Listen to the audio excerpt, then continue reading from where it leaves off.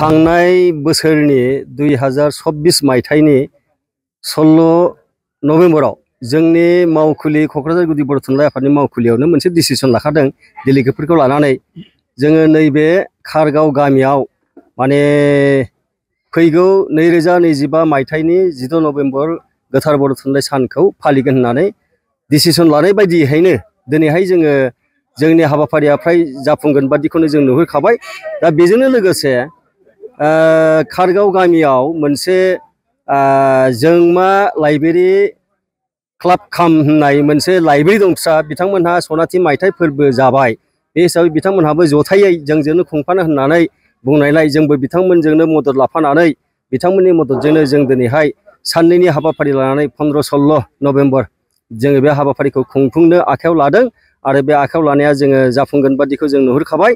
आरो बे हिसाबैनो दिनै फुंबिलिनिफ्रायनो जोङो गोथार फुंबिलि 7:30 बाजिनिफ्रायनो जोङो जोंमा लाइब्रेरि क्लाबनियाव जोङो सनाथि मायथाइनि मोनसे लग'खौबो बेखेवबोबाय आरो फ्लेग थिखांबोबाय। बिदिनो माखासे रुंसारिफोरनि मुंख्लङावबो जोङो बिबार बावबोबाय। बेजों लोगोसे जोङो गाबोननि थाखाय जोंहा जे जायगायाव जोङो दिनै माने मोनसे राजुहुवा हिसाबै जोङो मोनसे गेवलां मेल लादों गाबोन मोननै जुथायै। दा बे हिसाबै जोङो दिनैहाय मेइन गेटखौ खुलिनायजों लोगोसे दिनै जोङो सायनासालिखौबो बेखेवफैबाय आरो बिथांमोनहा गावसिनि क्लाबनि थाखाय दिनैहाय 15 नभेम्बराव गावसिनि गेलेमु आयदाखौ लानानै माखासे गेलेमु आयदानि सायाव माखासे खेला धुलाफोर होनो होननानै रेडि जादों आरो बे जागासिनो थागोन। दा बेखिनिखौनो आङो खिन्थाबाय नोंथांमोननो। जोंनि 16 नभेम्बर गोथार बर' थुनलाइ सानखौ जोङो गाबोनहाय जोंगा मागा गाजा गोमजायैनो खुंफुंनो थाखाय जोङो साखाफारा जादों आरो दिनैनिफ्राय जोङो बे हाबाफारिखौनो जागायजेनबाय होननानै नोंथांमोननो सिगाङाव जोङो फोरमायथि हरनाय जाबाय। आलासि महरै जोंहा दङ बहाय माने गाहाय आलासि हिसाबै हाग्रामा महिलारि दानि आथिखालनि बिटिसिनि चिफ बिथांखौनो खावलायनाय जादों। बेजोंनो लोगोसे एमएलए फैगोन आरो डनेसन EM देरहासार बसुमतारी बिथांमोन फैगोन। बेबायदिनो गोबां आलासिफोरखौ जोङो हांख्राय हरनाय जादों आरो जोंहा मोनाबिलि समाव बिथांमोननि बानजायनायजोंनो बानजाय आफादखौबो जोङो दानानै होखादों आरो बिथांमोननि जोंमा क्लाबनि बानजायनायनि गेजेरजोंनो हारिमु मोनाबिलिखौबो जोङो बिथांमोनहा ज'जा खालामगासिनो दङ आरो बे जाफुंगोन होननानै आङो मिजिंथिदों।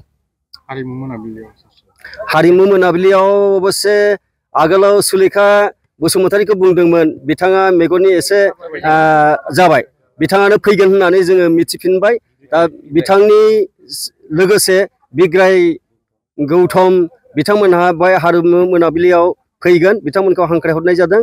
बियो हयथ' माने गाजा गोमजायैनो जालांगोन, आंहा बेखौ माने एखेबारे घोर बिराद बिसास दङ आरो मा।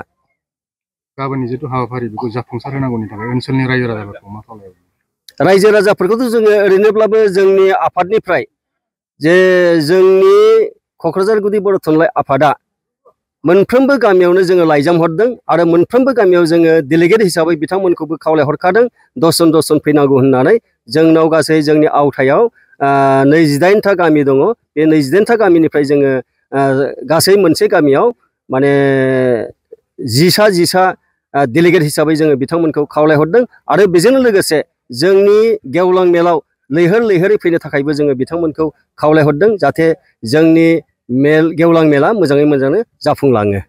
नोंथांमोना गोब्राब नाजासेयावबो जेरावबो जाफुंसारनो हायाखै नामा?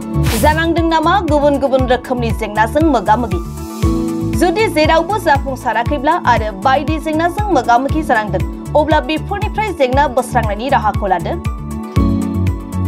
मायांनिफ्राय सोलोंथाइ लानाय मुंदांखा तान्त्रिक आरबाज कबिराजआ नोंथांमोननि बेफोर जेंनाखौ बोस्रांनानै होगोन।